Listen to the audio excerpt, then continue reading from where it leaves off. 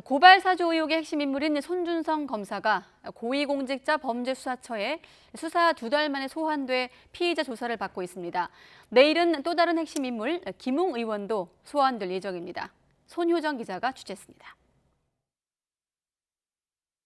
고발 사주 의혹을 수사하는 고위공직자 범죄수사처가 손준성 대구고검 인권보호관을 피의자 신분으로 소환했습니다. 공수처 관용차를 타고 청사에 들어온 손 검사는 취재진 앞에 모습을 드러내진 않았습니다.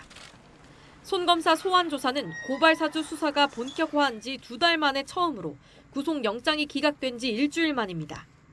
손 검사는 지난해 4월 대검 수사정보정책관으로 재직하며 범여권 인사들에 대한 고발장을 작성하고 야당에 전달하는 데 개입했다는 의혹을 받고 있습니다. 공수처는 고발 사주 의혹 제보자 조성은 씨가 김웅 국민의힘 의원으로부터 받은 텔레그램 메시지에 손준성 보냄을 결정적인 증거로 보고 있습니다. 당시 수사정보정책관실 소속 검사가 고발장과 함께 첨부된 이른바 제보자 X의 실명 판결문을 검색한 기록도 확인했는데 이를 바탕으로 지시나 관여 여부를 집중적으로 캐물은 것으로 전해졌습니다. 이와 함께 공수처는 손 검사 부하 직원이 필라테스 건으로 연락드립니다라는 문자 메시지를 손 검사에게 보낸 사실도 확인하고 이번 사건과의 연관성을 따져 물은 것으로 알려졌습니다.